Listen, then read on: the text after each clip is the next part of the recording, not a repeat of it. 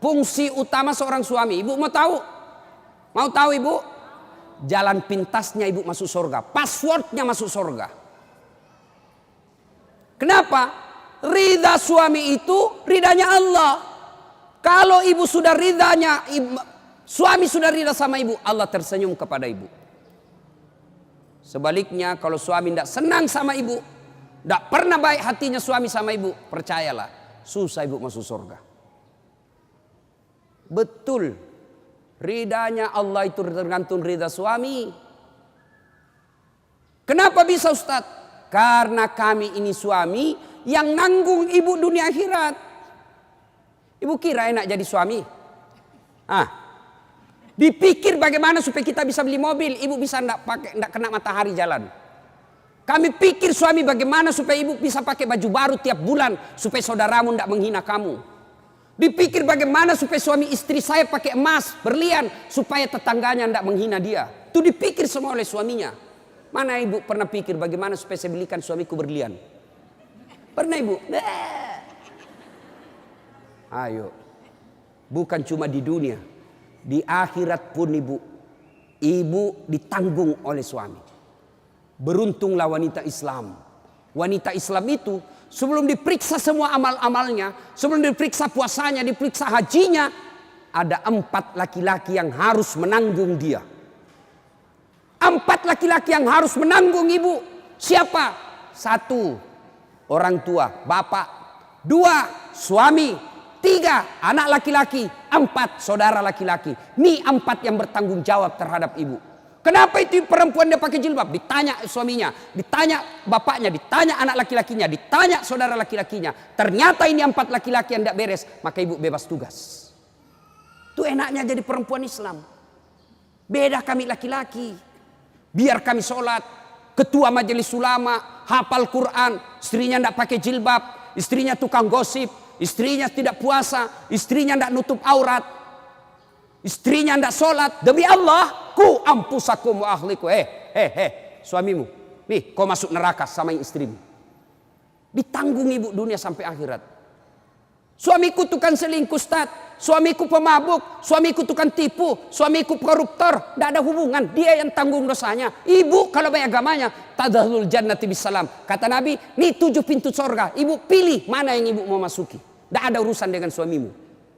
Itu enaknya. Jadi ibu jangan suka ngomel-ngomel. Beruntunglah ibu menjadi wanita Islam. Supaya sekali ngeluh, suami saya Ustaz. Ini lebih parah lagi, dia curhat di Facebook. Ada juga ibu-ibu sekarang suka sekali ungkap aib suaminya di medsos. Di mana di kau? Tak kusangka kau begitu. Kesepian banget, pret. Apa yang begini? Ya, ibu taat perintah suami. Passwordnya ibu masuk surga, ridha suami. Tapi kalau ibu durhaka sama suami, susah. Perempuan sekarang kan banyak tidak hormat sama suaminya. Ketika Nabi Isra Mi'raj kan diperlihatkan. Masuk Nabi surga, Masya Allah banyak betul penghuni perempuan. Begitu Nabi masuk neraka, na'udzubillah min zalik, lebih banyak lagi perempuan di neraka. Lalu ditanya Nabi sama sahabat, kenapa bisa begitu ya Rasul? Ada 2 kelemahan perempuan. 1, tidak bisa tahan mulutnya cerita kejelekan orang. Yang kedua, dia tidak taat dan tidak mensyukuri suaminya. Itu sebabnya. Kalau ibu pandai mengendalikan mulut tidak cerita orang. Yang kedua, taat sama suami. Gampang ibu masuk surga. Cuman kita kan ini penyakit kita. Datang begini masih gosip tuh. Damai tapi gersang.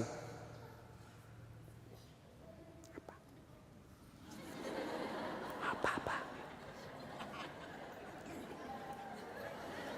Apa sih? Enggak, gue tahu bertanya dong. Saya pun digosip. Begitu saya lewat, itu juga bajunya waktu di TV One. Ada urusan. Nenek ibu ini. Palsu. Aku tahu. Hitam itu di gelangnya. Palsu. Palsu lipstiknya. Kenapa kau tahu? Tuh melengket di giginya. Semua dia habis dosanya. Ibu, 1, sholat. 2, puasa. 3, taati suami. 4, jaga harga diri. Jaga harga diri. Bagaimana menjaga harga diri seorang perempuan? Bermula dari pakaian. Ibu-ibu jangan lagi pakai jilbab-jilbab apa itu. Untung sekarang kan ada istilah jilbab syar'i. Dulu kan ada ibu-ibu pakai jilbab tapi ketat. Celananya ketat, bajunya ketat. Akhirnya apa? Jalan seperti orang di kampungku bilang buras. Tahu buras ibu? Hah? Lontong. Lontong. Coba lontong kalau dibuka kan masih ada kentara itu anunya, bekas-bekas ikatannya. Bu, wanita soleha, istri yang baik, pakaiannya tidak seperti itu. Salah satu menjaga harga diri, tidak pernah keluar tanpa izin suaminya. Kan biasa ibu-ibu keberatan, kok suami lagi? Tapi ingat ibu, ridanya anak ada sama ibu. Allah itu maha adil. Bu mau masuk surga, bakti sama suami. Suami mau masuk surga, bakti sama ibu. Itu putar aja. Jangan lagi ada yang cemburu. Ustaz, saya serumah mertua saya. Kenapa ya suami saya perhatian betul sama mamanya? Sudah punya anak yang lain. Kok suami saya terus dibebani, beli ini, minta sama suami. Saya bilang, bu sadar dong bu. Bersyukur suamimu begitu. Mudah-mudahan nanti anakmu pun sudah menikah dengan wanita lain, dia masih memperlakukan kau seperti ibunya sekarang. Jangan malah sentimen, suami saya begini, suami saya begini. Ibu berapa tahun sama suami? Baru 25 tahun. Itu ibunya dari perutnya. Saya heran kalau ada perempuan cemburu sama mertuanya. Tak sadar. Gimana nanti kalau ibu punya mantu yang juga kurang ajar? Mau? Maka saya bilang sama istri saya, boleh kau maki-maki saya, boleh kau hina saya, boleh kau lempar kepalaku, yang penting tidak kena. Satu yang tidak boleh, jangan kau lukai perasaan ibu saya.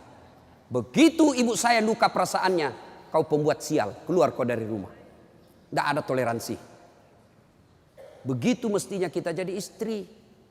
Kalau ibu-ibu masih susah hidupnya, koreksi aja deh, barangkali durhaka sama mertua. Nah, bagaimana mengabdi kepada orang tua, bagaimana mengurus anak, insya Allah lain waktu dan kesempatan kita akan lanjutkan. Akhirnya kita simpulkan, wanita yang ingin dirindukan surga 1, pelihara sholat. 2,